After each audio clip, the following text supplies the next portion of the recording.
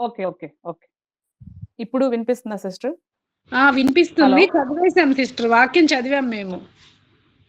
ఆ! అంటే నాకు మీ వాయిస్ క్లియర్ గానే ఉంది. నా వాయిసే మీకు వినబడట్లేదంటా ఉన్నారు. ఇప్పుడు ఓకే. ఇప్పుడు ఓకే. ఓకే గదా! ఓకే. సో, ఈ ఈ వచనం మీరు చాలా సార్లు విని ఉంటారు కదా! ఈ సందర్భం ఏంటి? ఎవరితో మాట్లాడుతున్న మాటలివి? ఎవరైనా చెప్పగలరా?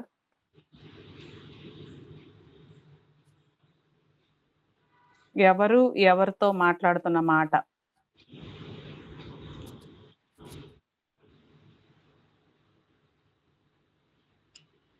యెహోవా దేవుడు మోషే అహరోనులతో మాట్లాడుతా ఉన్నాడు. Okay. Okay. Thank you sister. So, ఇది కొంచెం పై వచనాలు చూసినప్పుడు అక్కడ 8వ వచనం అట్లా చూస్తే దేవుడు వారికి యెహోవా దేవుడు వారికి ఒక ఆజ్ఞను లేదా ఒక ఇన్‌స్ట్రక్షన్ ఇవ్వటం మనం చూస్తాము. సో, ఆ ఇన్‌స్ట్రక్షన్ ఇచ్చినప్పుడు వాళ్ళు చేసిన పని, ఆ తర్వాత వారు ఏం చేశారు, ఏం జరిగిందనేది ఈ పేరాలో మనము చూడటం జరుగుతుంది. 1వ వచనం నుంచి 13వ వచనం వరకి అది చూస్తా ఉంటాం. అయితే నేను పేరా అంతా చదవట్లేదు. అక్కడక్కడ కొన్ని వచనాలు నేను ర్యాండమ్‌గా తీసుకోవాలనుకుంటా ఉన్నాను. అయితే ఇక్కడ ఏం జరిగింది, దేవుడు మోషేని తన కర్ర చేత పట్టుకొని వెళ్ళి ఆ యొక్క బండ దగ్గరికి వెళ్ళి దాంతో మాట్లాడమని చెప్తున్నట్టుగా మనం చూస్తాం. సో, మాట్లాడితే ఆ బండ నీళ్ళిస్తది అని చెప్తాడు. కానీ మోషే అక్కడికి వెళ్ళి ఇజ్రాయేలీలు అందరినీ గ్యాదర్ చేసి వాళ్ళని ద్రోహులారా అని ఒక మాట అన్న తర్వాత ఆ కర్రతో 2 సార్లు కొట్టినట్టుగాను చూస్తాము. సో, వెంటనే దేవుడు వారి పట్ల ఎలా రెస్పాండ్ అయ్యారు.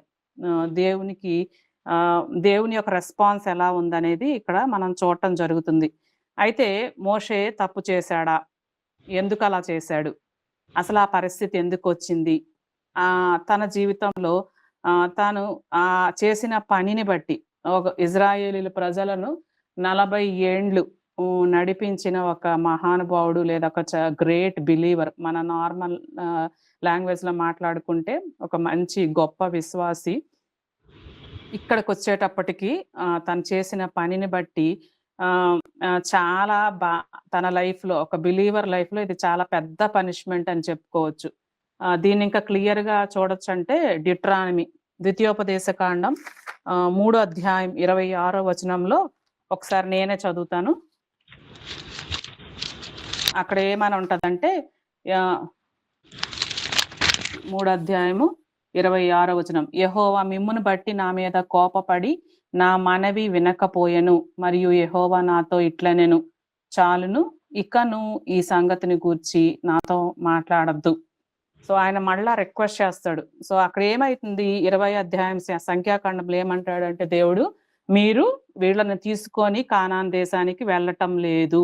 మీరు నా పరిశుద్ధతను సన్మానించలేదు, నన్ను నమ్ముకోలేదు అని ఆ మాట చెప్పగానే మోషేకి చాలా బాధ అనిపించి మళ్ళా ఇంకోసారి రిక్వెస్ట్ చేస్తా ఉన్నాడు దేవుణ్ణి. అయితే ఈ విషయం ఇంకా నో మోర్ డిస్కషన్స్ అని చెప్పి దేవుడు చెప్పటం చూస్తాం కదా. మామూలుగా మనం చాలా సార్లు మెసేజ్ విన్నప్పుడు దేవుడు చాలా సార్లు మనకి ఛాన్స్ ఇస్తా ఉంటాడు కదా. చాలా ఛాన్సులు ఇస్తా ఉంటాడు. రెండోసారి ఈసారి అన్న సెట్ అవుతామని చెప్పి ఛాన్స్ ఇస్తాడు. కానీ మోషే దగ్గరికి వచ్చేటప్పటికి దీని విషయం ఇంకా చాలు, ఇంకా మాట్లాడొద్దు అని చెప్పి చెప్తా ఉన్నాడు. అయితే ఈ సిచ్యువేషన్‌కి దారి తీసినటువంటి కొన్ని విషయాలు మనం గమనించుకున్నట్టయితే ఇక్కడ మోషే చేసిన పని ఎందుకు అలా జరిగింది? ఆయన బండతో మాట్లాడమంటే మోషే కర్రతో కొట్టినట్టుగా చూస్తాం. అసలు ఎందుకు అలా చేశాడు? తొందరపడ్డాడా? లేదా ఇజ్రాయేలీల ప్రజల మీద కోపం వచ్చిందా? విసుగొచ్చిందా? లేదా ఇంకా ఓర్చుకోలేకపోయాడా వాళ్ళు చేసిన పనులన్నిటిని బట్టి? ఈ 40 ఇయర్స్‌ని వాళ్ళని వస్తున్న వ్యక్తి ఎందుకు అలా మాట్లాడాల్సి వచ్చింది అని ఒకసారి ఆలోచిస్తే, నా మట్టుకు నేనేమనుకుంటున్నానంటే, ఈ నిర్గమాకాండంలోనే 17వ అధ్యాయం 6వ వచనంలో ఏమని ఉంటదంటే, అక్కడ కూడా వీరికి దాహం వేస్తది కదా. రెఫీదీం అనుకుంటాను ఆ ప్లేస్ పేరు. రెఫీదీంలో దాహం వేసినప్పుడు అక్కడ ఏం చెప్తాడంటే దేవుడు, మీరెళ్ళి ఆ బండని కొట్టండి, కర్రతో కొట్టండి, కొడితే అక్కడ నీళ్ళు వస్తాయని చెప్తారు. సో మేబీ సేమ్ ఇక్కడ తొందరపడి ఆ పాతది ఏం జరిగిందో అదే పనిని ఇక్కడ చేసుంటాడేమో మోషే అనిపించింది నాకు. అలవాట్లో పొరపాటు చేయడం అంటాం కదా మనం. ఒక ఇన్‌స్ట్రక్షన్ చెప్పినప్పుడు ఇది నాకు తెలిసిందేలే, ఎన్ని సార్లు చేయలేదు కదా! ఈ కర్రతోని ఎన్ని సార్లు కర్రను పట్టుకొనెళ్ళాను, ఆ పని చేశాను, ఇట్లా మాట్లాడాను, చాలా పనులు చేశాను, ఇది నాకు తెలిసిందే అని లైట్ తీసుకున్నాడా, తేలిగ్గా తీసుకున్నాడో ఏమో తెలీదు గానీ, అక్కడ కొట్టినప్పుడు బండ నుండి నీళ్ళొచ్చాయి. కానీ ఇక్కడ దేవుడు మాట్లాడమంటే మోషే బండని కొట్టినట్టుగా మనం చూస్తాం. అయితే మోషే యొక్క స్టోరీ స్టార్టింగ్ నుండి మనం గమనించినప్పుడు ఆయన చేతిలో కర్ర ఉంది. సో, ఈ కర్ర గురించి నేను ఈ మధ్య అంటే నా దినభాగం చదువుతా ఉన్నప్పుడు మోషే గురించి, ఇజ్రాయేలీయుల గురించి చదువుతా ఉన్నాను. ద్వితీయోపదేశ కాండం అట్లా చదువుతా వారి మధ్యలో జరిగిన కార్యాల గురించి ఆలోచిస్తా ఉంటే, స్టార్టింగ్ మోషే స్టోరీ స్టార్టింగ్‌లోనేమైతది, నేను వెళ్ళలేను అని చాలా దేవునికి, మోషేకి చాలా డిస్కషన్ జరిగిద్ది కదా! నేను వెళ్ళలేను. అసలు నువ్వు నన్ను పంపించావని గ్యారంటీ ఏంటి? ఇజ్రాయేలీయులు అడిగితే నేనేం చెప్పాలి? అని చెప్పగానే దేవుడేమంటాడు, స్టార్టింగ్ ఏం చెప్తాడు, ఎట్లా ధైర్యపరుస్తాడు దేవుడు మోషేని అంటే, ఇక్కడ కర్ర యొక్క స్టోరీ ఎక్కడ స్టార్ట్ అయింది, ఎక్కడ ఎండ్ అయింది అనేది ఒకసారి చూద్దాం. అక్కడ ఏమంటాడు దేవుడు స్టార్టింగ్ లో, మీకు ఏమైనా గుర్తుందా? బైబిల్ వచనాలు ఎక్కువగా మనం తిరగేయకుండా గుర్తుంటే ఏమైనా చెప్తారా? స్టార్టింగ్ లో దేవుడు మోషేకి ఏమని చెప్తాడు కర్ర గురించి? ఎవరన్నా చెప్పచ్చు.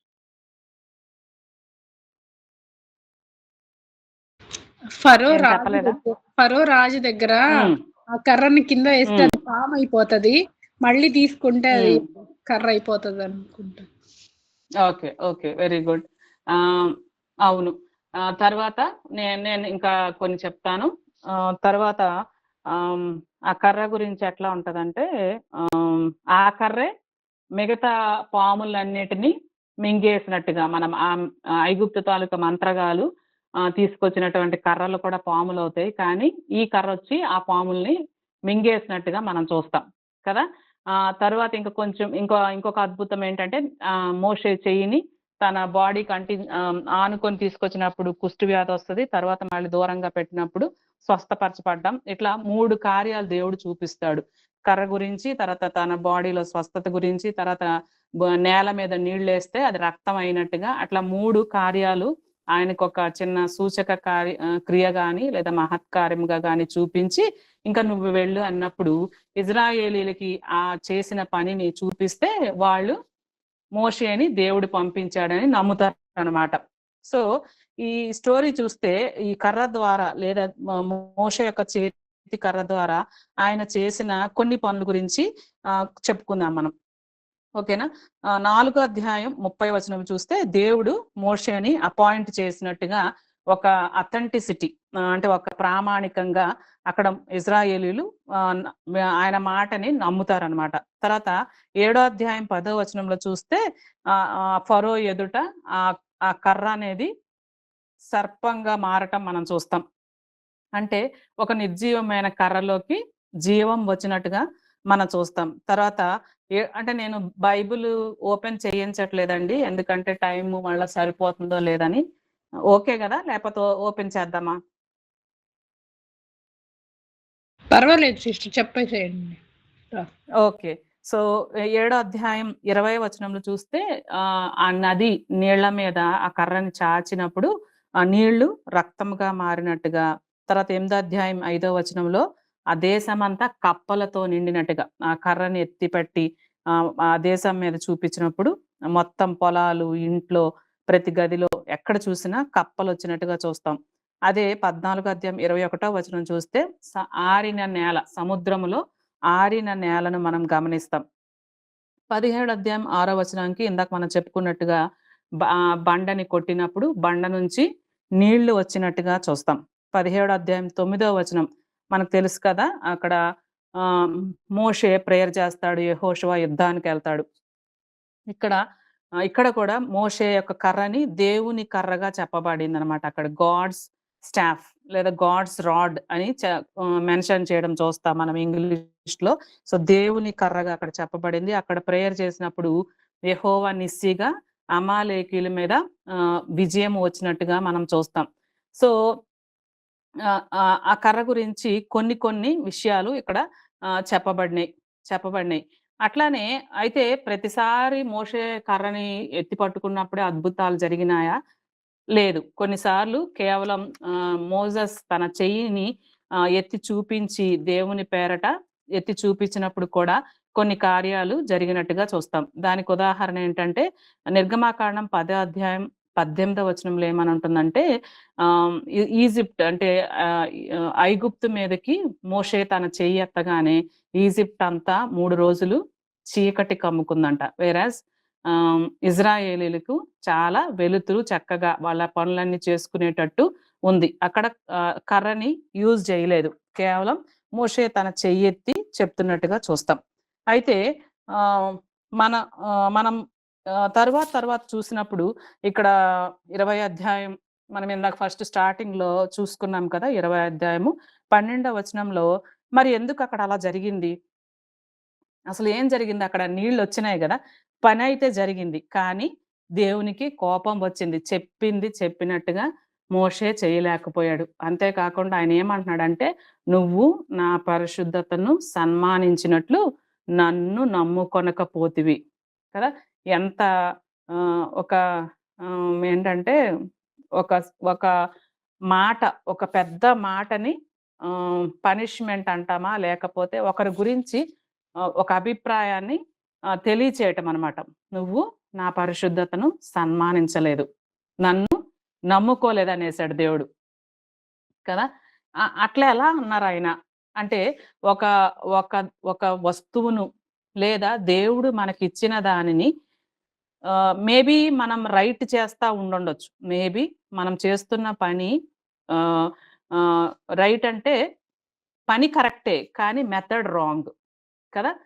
దేవుడు బండ దగ్గరికి వెళ్ళమన్నాడు. దాంతో మాట్లాడమన్నాడు. కొట్టమని చెప్పలేదు. కానీ కొట్టాడు. నీళ్ళైతే వచ్చాయి గానీ దేవునికి కోపమొచ్చింది. అంటే మిస్‌యూజ్ చేశాడన్నమాట. Doing the things in a wrong వే.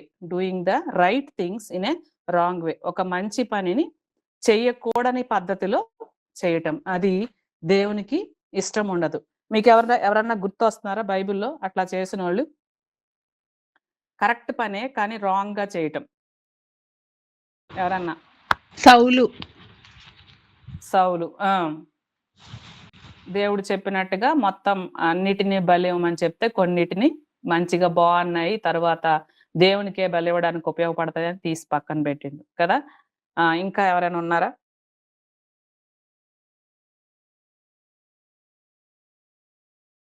ఇంకా నాకు ఒకరు గుర్తొస్తున్నారు. రిబ్కా గదా!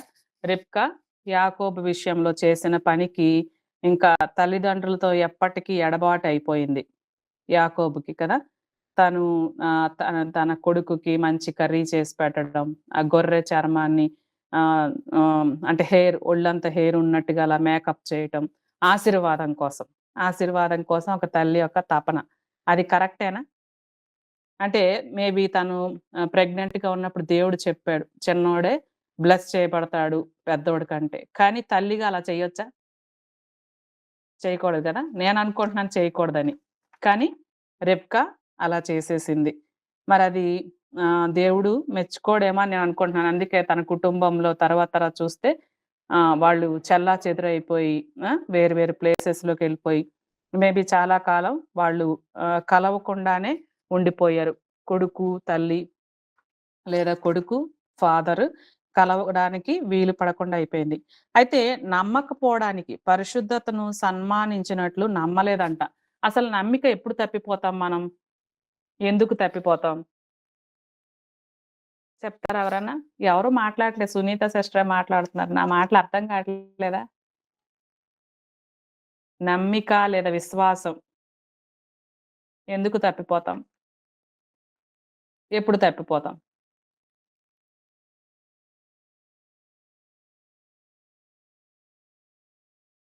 వేరే వాళ్ళు ఎవరైనా చెప్పాలి. నేను పేరు పెట్టి అడగనా?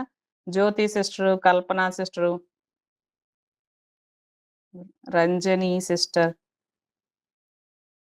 గ్లోరీ సిస్టర్ ఎవరైనా చెప్పొచ్చు. సునీత సిస్టర్ కాకుండా. మనం దేవునికి దగ్గరగా లేనప్పుడు. ఓకే. దేవునికి దగ్గరగా లేనప్పుడు. Very good. ఇంకా? ఎందుకు నమ్మం? ఎందుకు నమ్మిక తప్పిపోతాం? ఇంకా? అనుకున్న టైంలో జరగనప్పుడు. అనుకున్నవి జరగనప్పుడు. Time very good. అమ్మ వినపడలా. లాస్ట్‌ది వినపడలా. టైంలో జరగనప్పుడు అక్క. టైంకి జరగనప్పుడు. ఓకే. ఓకే. మనం అనుకున్నది అనుకున్న టైంకి జరగనప్పుడు నమ్మకం పోతుంది. ఓకే. Very good. ఇంకా? ఇంకా ఏమైనా చెప్తారా?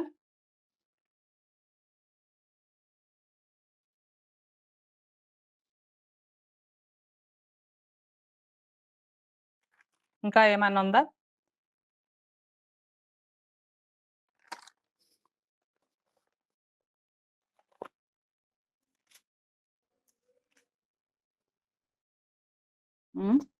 ఇంకా ఏమైనా ఉందా?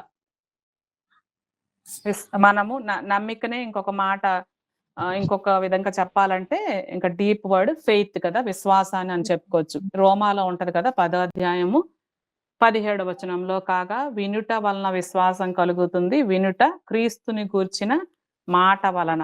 దేవుని మాటని మనం శ్రద్ధగా జాగ్రత్తగా వింటూ అర్థం చేసుకుంటా ఉన్నప్పుడు ఆ నమ్మిక తప్పిపోకుండా ఉంటామేమో.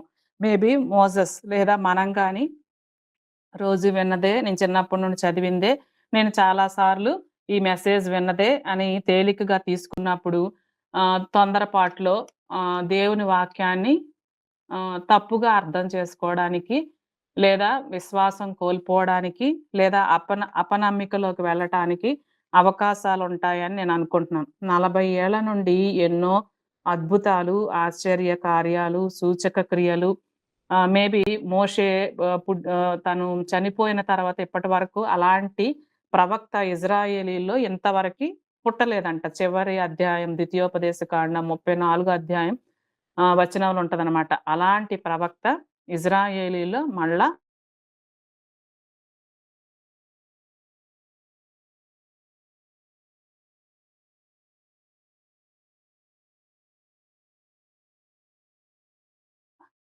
పుట్టలేదు అని ఉంటది. అందుకే దేవుడు మోషే యొక్క సమాధి ఎక్కడ ఉందో ఆయనకు సంబంధించినవి అవి తర్వాత ప్రాబ్లమ్స్ క్రియేట్ చేయకుండా.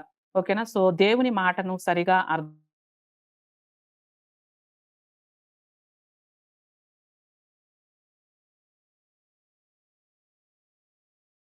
అర్థం చేసుకోకుండా ఉన్నప్పుడు వినాల్సిన విధంగా వినలేకపోయాడు. ఇలా జరగొచ్చని నేను అనుకుంటున్నాను. ఇంకో విధంగా చెప్పాలంటే ఇందాక ఫస్ట్‌లో అన్నాను కదా, తొందరపడ్డామో, కోపం ఉందేమో, విసుగ్గా ఉన్నాడేమో ఇజ్రాయేలీయులు చేసిన పనులన్నిటికి. అధ్యాయం స్టార్టింగ్‌లో కూడా ప్రతిసారి వారు చేసిన పనులు కూడా కరెక్ట్‌గా లేవు. కానీ తల్లిదండ్రుల ప్రేమలాగా, తల్లి ప్రేమ లేదా తండ్రి పేరెంట్స్ యొక్క ప్రేమలాగా దేవుడు వాళ్ళు ఎన్ని చేసినా ఆయన ఆయన చూస్తా ఉన్నాడు గానీ, వీళ్ళొక మాట అంటే మాత్రం దేవునికి కోపం వచ్చింది. వాళ్ళు చేసిన పనిని బట్టి, మోషే చేసిన పనిని దేవుడు మెచ్చుకోవటం లేదు. సో దాని యొక్క పర్యవసానం మనం చూస్తాం. నువ్వు ఆ ప్లేస్‌కి ఇంక రావు.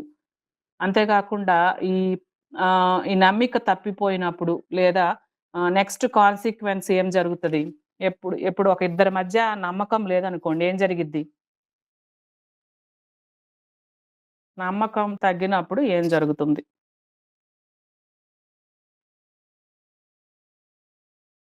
ఇద్దరు ఫ్రెండ్స్ మధ్య నమ్మకం తగ్గినప్పుడు ఏమైతది? నమ్మకం పోయినప్పుడు?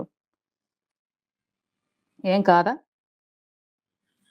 నమ్మకం నిబంధన పోతుంది. అంటే వాళ్ళిద్దరికి మధ్య ఉన్న ఫ్రెండ్షిప్ లాంటిది. ఫ్రెండ్షిప్ లేదా రిలేషన్ బ్రేక్ అవ్వచ్చు, రిలేషన్ వీక్ అవ్వచ్చు కదా. రిలేషన్ అనేది బలహీనమైన అయిపోద్ది, లేదా బ్రేక్ అన్నా అవ్వచ్చు కదా. సో దేవునికి మోషేకి కూడా ఆ రిలేషన్ అనేది కొంచెం వీక్ అయిపోయింది అనమాట ఆ జరిగిన పనిని బట్టి. సో అదే పెద్ద పనిష్మెంట్ మనం చూడొచ్చు. తర్వాత ఆ పవిత్రమైన రిలేషన్ అనేది చాలా ఇబ్బంది కలిగినట్టుగా చూస్తాం మనం. అయితే మనం ఇప్పుడు మోషే దగ్గర నుండి మన వైపు వద్దాం. మన వైపు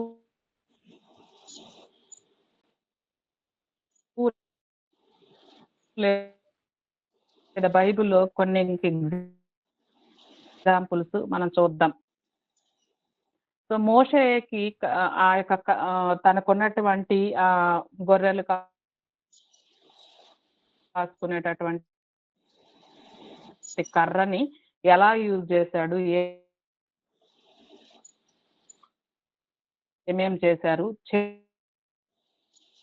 చివరికి ఏం జరిగిందని చూస్తా ఉన్నాం కదా! ఎక్కడ స్టార్ట్ అయింది? నిర్జీవమైన కర్రకి తాను కింద వేసినప్పుడు జీవం వచ్చి వాయిస్ పాములా తయారైంది. మళ్ళా ముట్టుకొని తన చేతిలో పెట్టుకోగానే మామూలు కర్ర అయిపోయినట్టు చూస్తాం. సో, చివరి లాస్ట్‌లో మోషే చనిపోయేటప్పుడు ఆ కర్ర ఎక్కడుంది లేదా ఆయన సమాధి ఎక్కడుందో కూడా దేవుడు చూపించలేదు. ఎందుకంటే మోషే తన జీవితం అంతా చేతిలో కర్రను పట్టుకొనే తిరిగాడు. ఎన్నో అద్భుతాలు చేసినట్టుగా చూస్తాం. సో, బైబిల్‌లో ఇంకొన్ని ఎగ్జాంపుల్స్ చూద్దాం. ఎవరికైనా ఇట్లాంటివి దేవుడు ఇచ్చినది కొద్దిగా చిన్నదే. సో, దాంతో వారి లైఫ్‌లో చాలా అద్భుతాలు, ఆశ్చర్యాలు జరిగిన వాళ్ళు ఎవరైనా ఉన్నారా? అది వస్తువేనా అయ్యుండొచ్చు. తనకు వస్తుందమ్మా. నాకు మీ వాయిస్ వినిపిస్తుంది. నా వాయిస్ మీకు వినబడట్లేదా? హలో. మధ్యలో క్లియర్‌గా లేదు సిస్టర్. హలో. క్లియర్‌గా ఉండట్లేదు. హలో. సునీత ఆ! సిస్టర్. సార్. మీది హలో. క్లియర్‌గా ఉంది. మధ్యలో డిస్టర్బెన్స్ వస్తుంది హలో. సిస్టర్. సిస్టర్ మీది డిస్టర్బెన్స్ వస్తుంది. ఇప్పుడు వినిపిస్తుందా సిస్టర్? ఇప్పుడు వినిపిస్తుంది నాదా? సిస్టర్. మీదే. హలో. నాదండి? మీదే. ఓకే. అదే కట్ చేసి మళ్ళా వచ్చాను. అవును. మేబీ నెట్ సరిగా లేదేమో సిస్టర్. కొంచెం నన్ను బేర్ చేయండి. ఇంకో 5 మినిట్స్ తొందరగా క్లోజ్ చేస్తాను. నెట్ పర్లేదు. తగ్గుంటది. సో, నేను చెప్పదలుచుకుంది ఏంటంటే మోషేకి తన చేతికి దేవుడు తనకున్న దానినే ఎలా వాడుకోవాలనేది చెప్తా ఉండటం చూస్తాం. దాన్ని ఎలా వినియోగించాలి, ఆయా కార్యాలు జరుగుతున్నప్పుడు ఎలా వినియోగించాలి దేవుడు చెప్పి చేయించుకోవడం మనం చూస్తాం. సో, అలాగే మన లైఫ్‌లో లేదా బైబిల్‌లో ఎవరన్నా ఉన్నారా? వారికి కలిగింది కొద్దిగానే ఉంది. కానీ దాన్ని గ్రేట్‌గా వాడబడ్డారు. లేదా దాన్ని మంచిగా వాడుకున్నారు. తృప్తిగా వాడుకున్న వారు ఎవరైనా ఉన్నారా? చెప్తారా?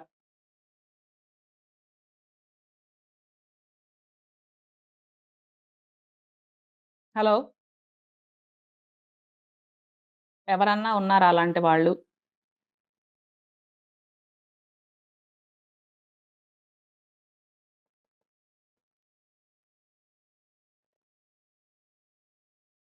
లేరా ఎవరు? కల్పన సిస్టరు.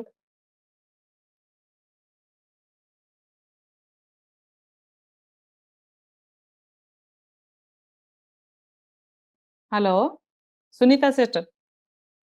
సిస్టర్ చెప్పు. వినిపిస్తుందా? అదే ఉన్నది వినిపిస్తుంది. కొద్దిగానైనా ఉన్నది కొద్దిగా కానీ దాన్ని చాలా మంచిగా వాడుకున్నారు. సరే నేనే చెప్తాను. మనకి ఎలీషా తాలూకా శిష్యులలో ఒక విధవరాలు ఉంటది కదా! భర్త చనిపోయిన ఒక స్త్రీ ఉంటది. చాలా అప్పుల్లో ఉంటది. తనకి ఇంట్లో నా అప్పులు తీర్చుకోవడం ఎట్లా అని చెప్పి అడిగినప్పుడు తన దగ్గర ఏముంది అని అడిగితే ఎలీషా ఏం చెప్పిద్ది? దాచుకోకుండా నా దగ్గర ఒక కుండ మాత్రమే ఉందని చెప్పిద్ది కదా! సో, ఆ కుండనే తర్వాత ఇంకా మిగతా పక్కన ఉన్న వాళ్ళ దగ్గర కూడా తీసుకొచ్చి తన దగ్గర ఉన్నదాన్ని అంటే డిస్సాటిస్ఫాక్షన్ లేదా అసంతృప్తి అనేది తన దగ్గర కనపడకుండా ఉన్నదాన్నే సరిగా వాడుకొని నెక్స్ట్ అప్పులన్నీ తీరిపోయేటట్టు మనం చూస్తాం కదండి. అలాగే ఇంకా చాలా మంది చూస్తాం. సారేపతు విధవరాలు తనకున్న కొద్దిగా దానిని ఏలియాకు అప్పం ఇచ్చి నెక్స్ట్ తన జీవితం చాలా కాలం ఆ కరువు కాలంలో పోషించబడినట్టుగా మనం చూస్తాం కదా. అలాగే 2 నాణాలు వేసినటువంటి విధవరాలు యేసు ప్రభు వారి టైంలో ఎవరు 2 నాణాలు వేసినటువంటి విధవరాలు తన జీవనం అంతా దేవునికి చాలా సంతోషంగా ఇచ్చేసింది. అరే! నాకు ఈ 2 నాణాలు ఉంటే దేనికైనా పనికొస్తాయి అని దాచుకోల తను. కదా! తృప్తి కలిగి ఉంది. తర్వాత హన్న, సమూయేలు తల్లి చూస్తే తనకి లేక లేక చాలా సంవత్సరాలకు ఒక్క బిడ్డ పుట్టాడు. తన మాట నిలబెట్టుకుంది. దేవునికి ప్రతిష్ఠించింది, ఇచ్చేసింది. ఇచ్చినందుకు దేవుడు ఆయన రుణస్థుడు కాదు గదా! మళ్ళా 5 పిల్లల్ని ఇచ్చాడాయన. కదా! అలా చెప్పుకుంటా పోతే మీకు నాకంటే చాలా ఎగ్జాంపుల్స్ తెలుసు. అలాగే కలిగినది చాలా ఎక్కువ. కానీ సాటిస్ఫాక్షన్ లేనోళ్ళు కూడా బైబిల్‌లో ఉన్నారు. ఎవరు వాళ్ళు? కదా! King Solomon. చాలా ధనవంతుడు, పెద్ద రాజు, చక్రవర్తి. కానీ తనకి డబ్బులు ఎక్కువైపోయి తన లైఫ్ ప్రసంగి గ్రంథంలో చూస్తాం కదా! తను చేసినటువంటి పనులు, తృప్తి లేని జీవితం మనం చూస్తాం. తర్వాత శాంసన్ చూస్తాం, సంసోను. అలాగే అవ్వమ్మ, మన ఆది తల్లి, మదర్ కదా! తనకి దేవుడు అన్నీ ఇచ్చాడు తోటలో. కానీ దేవుడు తినకూడని పండు తినేసింది కదా! తప్పిపోయింది. అలాగే యెజబేలు, ఆహాబు గురించి చూస్తాము, నాబాలు గురించి చూస్తాము. ఇంకా చాలా మంది వాళ్ళు తృప్తి లేకపోవడం వల్ల వాళ్ళ లైఫ్‌లో కాన్సిక్వెన్సెస్ ఏమైనాయి, పర్యవసానాలు ఏమైనాయి, ఎంత నష్టపోయారు. ఇంకొకరు లోతు భార్యని కూడా చూస్తాం కదా! సొదొమ, గొమొర్రా కాల్చబడుతున్న సమయంలో దాని నుండి దేవుడు చాలా కష్టపడి ఆ దేవదూతలు బయటకు తీసుకొస్తే, బయటకొచ్చిన తర్వాత వెనక్కి చూసి ఉప్పు స్తంభం అయిపోయినట్టు చూస్తాం మనం కదా! ఎంత ఘోరమైన పరిస్థితి. ఇవి కొన్ని పాజిటివ్ ఎగ్జాంపుల్స్, కొన్ని నెగెటివ్ ఎగ్జాంపుల్స్. అయితే దేవుడు నీ జీవితంలో, నా జీవితంలో ఏమిచ్చాడు? కొద్దిగిచ్చాడా? ఎక్కువిచ్చాడా? ఏమిచ్చాడు? ఉద్యోగాన్నిచ్చాడా? లేదా మంచి ఇల్లు ఇచ్చాడా? చక్కటి పిల్లల్నిచ్చాడా? లేదా దేవుడు నీకు చాలా మంచి వరాలతో ఆశీర్వదించాడా? కదా! కృపా వరాలున్నాయి కదా! అలాగే తలాంతులున్నాయి. నీకు మంచిగా వంట చేసే టాలెంట్ ఉందా? నీవు బాగా చదువుకున్న స్త్రీవా? లేదా నీకు మంచి జాబ్ ఉందా? నీకున్న దాన్ని ఎలా వాడుతున్నావు? ఎలా వాడుతున్నాం దేవుని కోసం మనం? దేవుని కోసం ఎలా వాడుతున్నాం? ఒకసారి ఆలోచిద్దామా? సో, ఇవన్నీ నేను ఎందుకు చెప్తున్నానంటే నువ్వు అందంగా ఉంటావా? లేదా నీకు ఏమీ లేకపోయినా నీకున్న దాన్ని చక్కగా వాడుకునే టాలెంట్ నీకుందా? ఒక ఎగ్జాంపుల్ అంటాం గదా! వంట రానోళ్ళకి అన్ని ఇంగ్రీడియెంట్స్ ఇచ్చినా వంట రాదు గాబట్టి ఆ డిష్ అనేది పాడైపోయిద్ది. కానీ వంట చక్కగా చేసేవారికి చాలా తక్కువ ఇంగ్రీడియెంట్స్‌తో చాలా టేస్టీగా చేస్తారు. దేవుడు అంటాడు, నీకు లేని దాని గురించి వెతుక్కోవద్దు. నీకున్నది ఎలా వాడుకుంటున్నావు? What you are doing and how you are using what you have. నీకున్న దానిని నువ్వు ఎలా వాడుకుంటున్నావు? ఏం చేస్తున్నావు? ఎంత పద్ధతిగా వాడుకుంటున్నావు అనేదే దేవుడు చూస్తాడనమాట. లేకపోతే కర్రలో ఏమీ లేదు కదా! విధవరాల యొక్క కుండలో ఏమీ లేదు. లేకపోతే సారేపది విధవరాలు ఇచ్చినటువంటి ఆ అప్పంలో, ఒక అప్పంలో ఏమీ లేదు. హన్న బిడ్డ ఇచ్చేసినాక తను ఖాళీ అయిపోయింది. కానీ ఎక్కడ ఉందైతే మరి అద్భుతం? ఎక్కడ ఉంది? దేవుని మాటలో ఉంది కదా! దేవుని వాక్యంలో ఉంది. వీటన్నిటిలో ఏమి లేదు. మన అందంలో లేదు, మన జాబ్‌లో లేదు, మన టాలెంట్‌లో లేదు, లేదా మన ఇంటిలో లేదు, మన ఉద్యోగంలో లేదు. మనకి కలిగినవన్నీ చెప్పుకుంటే లిస్ట్ యేసుకుంటే వీటిలో ఏం లేదు. దేవుని మాటలో ఉంది కదా! ఎలిజబెత్, జకర్యా ఎంత ఏజ్‌లో వాళ్ళు గొడ్రాలుగా చాలా ముసలైపోయినంత వరకు ఉన్నారు. కానీ దేవుడు ఆ ముసలైన తరువాత కూడా తన మాట ద్వారా కనని గర్భాన్ని కనేటట్టు చేసినట్టుగా మనం చూస్తాం కదా! ఆ మాట ద్వారానే ఎరికో గోడలు అవి విరిగిపోబోతున్నాయి అని చెప్పాడు. అది జరిగింది. అట్లా చాలా అద్భుతాలు. సముద్రం పాయలైనట్టుగా, నది పాయలైనట్టుగా, ఆరిన నేల మీద నడిచినట్టుగా చూస్తాం. మోషే కర్రలో ఏమి లేదు, లేదా కుండలో ఏమి లేదు, లేకపోతే మనలో ఏమి లేదు. కానీ మనలో దేవుని మాట ఉన్నప్పుడు అది మన జీవితాన్ని అద్భుతంగా మలచి వేస్తదని నేను అనుకుంటున్నాను. దాన్నేమంటారు? కన్వర్ట్ అయిపోతాం. మనము ఆ మాటని వినినప్పుడు, ఆ మాట ప్రకారంగా జీవించినప్పుడు అద్భుతాలనేది మన జీవితంలో చూస్తామని నాకు అర్థమైందనమాట. సో, ఇక్కడ 20 అధ్యాయం 12 వచనంలో కూడా దేవుడు చెప్పిందేంటంటే, "నువ్వు నా పరిశుద్ధతను సన్మానించినట్లు నన్ను నమ్మలేదు. నా మాటను నమ్మలేదు. నా మాటని నువ్వు చెయ్యలేదు. కొట్టొద్దు కొట్టమని నేను చెప్పలేదు. మాట్లాడమన్నాను. నువ్వు మర్చిపోయో, లేదా తొందరపడో, లేదా విసుగ్గానో నువ్వు గబుక్కునెళ్లి కొట్టేసావు." సో, ఆ దేవుని మాట మన లైఫ్‌లో లేనప్పుడు మనము ఏమి చేయలేం. ఎన్నున్నా ఉద్యోగాలున్నా, ఎన్ని బ్లెస్సింగ్స్ ఉన్నా, అంటే ఈ లోక సంబంధంగా ఫిజికల్‌గా ఎన్ని బ్లెస్సింగ్స్ ఉన్నా, దేవుని మాట మన లైఫ్‌లో లేనప్పుడు ఆ జీవం అనేదే ఉండదు.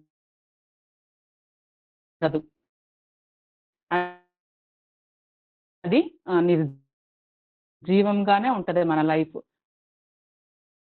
సో, చివరగా నేను చెప్పదలుచుకుందేంటంటే, ఫర్ ఎగ్జాంపుల్ స్టార్టింగ్ నుంచి చెప్తున్నాను కదా! మోషే కర్ర గాని ఉన్నట్టయితే ఇజ్రాయేలీయులు దాన్ని ఒక ఐడల్, ఒక విగ్రహంగా వాడి ఉండేవారు. ఆ కుండ ఉంటే దాన్ని ఒక విగ్రహంగా వాడి ఉండేవాళ్ళం. మనకి పిల్లలుంటే కొన్నిసార్లు పిల్లలు గూడా విగ్రహాలు అయిపోతా ఉంటారు. పిల్లల కోసమే 24 గంటలు జీవిస్తా ఉంటాం. లేదా నీ జాబే 24 గంటలు జాబ్ గురించే ఆలోచిస్తారు. నాలాంటోళ్ళేంటంటే టెన్షన్, టెన్షన్, టెన్షన్ ఎంత టైం ఉన్నా సరిపోదు. ఇంకా జాబే విగ్రహం అయిపోతా ఉంటది ఒక్కొక్కసారి. లేదా నేను అందంగా ఉన్నానా, నా అందమే నాకు విగ్రహం అయిపోయిద్ది. లేదా నాకున్న టాలెంట్స్ కొన్నిసార్లు విగ్రహం అయిపోతా ఉంటాయి. కానీ వీటిలో ఏమి లేవు. అవి తృప్తినివ్వవు జీవితంలో. కానీ దేవుని మాట విన్నప్పుడు మన జీవితము జీవము కలిగినదిగా, సజీవముగా ఉంటది అని నేను చెప్పాలనుకుంటా ఉన్నాను. అలా కొంతమంది లైఫ్స్ మనం చూస్తా ఉన్నాం బైబిల్‌లో. రూత్ యొక్క జీవితం, హన్నా జీవితం, సారెపతు విధవరాల జీవితం, తర్వాత ఇజ్రాయేలు చిన్నది. తను చాలా చిన్న అమ్మాయి. కానీ దేవుని మాట ప్రకారంగా జీవించినప్పుడు ఆహ్, ఆహ్, చాలా అద్భుతం తన జీవితంలో చేయగలిగింది, చూపించగలిగింది కదా! అట్లా కాకుండా కొంతమంది స్త్రీలు తొందరపాటు నిర్ణయాలు, లేదా సనగటం, మనకున్నటువంటి చెడ్డ లక్షణాలు కొన్నేంటంటే తొందరగా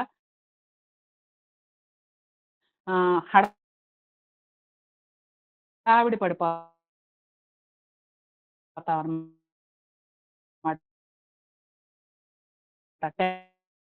టెన్షన్ పడిపోతాం. లేదా ఎప్పుడు సనుగుడు, గొనుగుడు చేస్తా ఉంటాం. లేదా అపనమ్మిక, దేనిని తొందరగా నమ్మం. అనుమానాలెక్కువ. తర్వాత అవిశ్వాసాలెక్కువ. అసూయ లేదా ముసలమ్మ ముచ్చట్లు. తర్వాత అనవసరమైన కాంపిటీషన్ స్పిరిట్. ఏంటంటే ఆ అమ్మాయికి అదుంది నాకుండాలి. వాళ్ళ ఇంట్లో ఇదుంది నాకుండాలి. ఇలాంటి కాంపిటీషన్ స్పిరిట్‌తో అనవసరమైన ఖర్చులు. ఇవి స్త్రీలంగా మనకి ఉన్నటువంటి మైనస్‌లు. సో, ఇవి కాకుండా తృప్తి కలిగి జీవించినప్పుడు, దేవుని మాట ప్రకారంగా జీవించినప్పుడు మన జీవితంలో ఆ జీవం, యేసయ్య యొక్క జీవము, యేసయ్య యొక్క శక్తి, యేసయ్య యొక్క ప్రభావము మనలో ఉంటుందని నేను చెప్పాలని అనుకున్నాను. దేవుడు నాతో మాట్లాడిందే మీతో షేర్ చేసుకున్నాను. Thank you sister.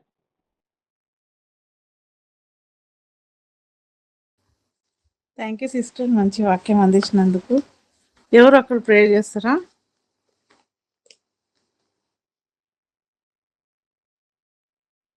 దేవుని మాట మనలో లేకపోతే, దేవుని మాట వినాలనే కోరిక మనలో లేకపోతే మిగతాదంతా నిర్జీవమైనదిగా ఉంటది. కాబట్టి విన్న మాటలు బట్టి ప్రార్థన చేద్దాం.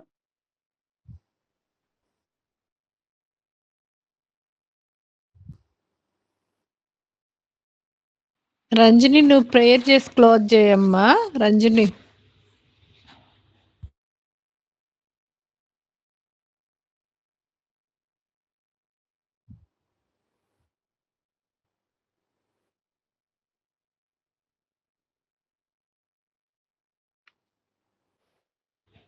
రంజని ఉన్నావా?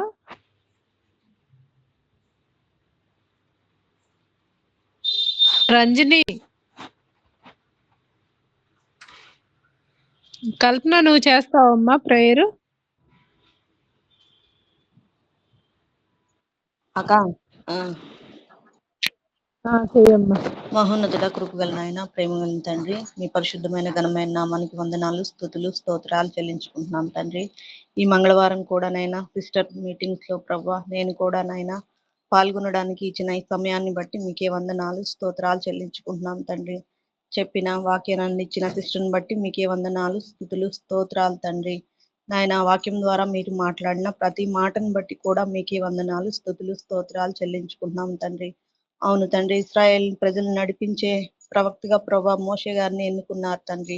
అయినప్పటికీ నాయన కొన్నిసార్లు ప్రభా నాయన మీ మాట వినకపోవడం వలన నాయన మీరు మీ మీ మీ కోపం మీ కోపం తండ్రి మోషే గారి మీద పడింది తండ్రి. నాయన తండ్రి అట్లాగే కూడా మేము మా జీవితంలో కూడా ప్రభా ఎన్నో సార్లు నాయన మీ వాక్యం వింటున్నప్పటికీ కూడా నాయన ఎన్నో సార్లు తప్పిపోయిన స్థితి నాయన, నమ్మకపోవడం నాయన, మీరు చేసే కార్యాలు లేట్ అయినప్పుడు ప్రభా మేము అపనమ్మకంగా ఉండడం వలన ప్రభా ఎన్నో సార్లు మీకు దూరంగా వెళ్ళిన పరిస్థితులు ఉన్నాయి తండ్రి. దయతో క్షమించమని ప్రార్థిస్తున్నాం తండ్రి. అట్లా కాకుండా తండ్రి ప్రతిదినము కూడా నాయన ఈ లోకంలో జీవిస్తున్నప్పుడు ప్రభా మీ వాక్యపు వెలుగులుగా తండ్రి మేము ఎలా ఉండాలో నాయన, వేటిని విడిచిపెట్టాలో, ఎలా మా ప్రవర్తన ఎలా ఉండాలో నాయన మీ వాక్యపు వెలుగులో నాయన సర్దిద్దుకోవడానికి మీ జ్ఞానంతో నింపమని నాయన, మీ అందు అనుదినము నాయన విశ్వాసం కలిగి మీ మీదే ఆధారపడి ఉండడానికి మీ కృపను మా మీద ఉంచమని ప్రార్థిస్తున్నాం తండ్రి. ఆయన విన్న మాటలు నాయన మా హృదయంలో భద్రపరుచుకొని నాయన అనునిత్యం తండ్రి మాకు వర్తింపజేసుకోవడానికి మీరే సహాయం చేయమని ప్రార్థిస్తూ ఇచ్చిన ఈ సమయాన్ని బట్టి మరి ఒకసారి కృతజ్ఞతాస్తుతులు చెల్లించుకుంటూ ఈ కొద్ది విన్నపంలో యేసుక్రీస్తు వారి శ్రేష్టమైన ఘనమైన నామంలో అడిగి వేడుకొని ప్రార్థిస్తున్నాం తండ్రి. ఆమేన్. ఆమేన్. ఆమేన్. ఆమె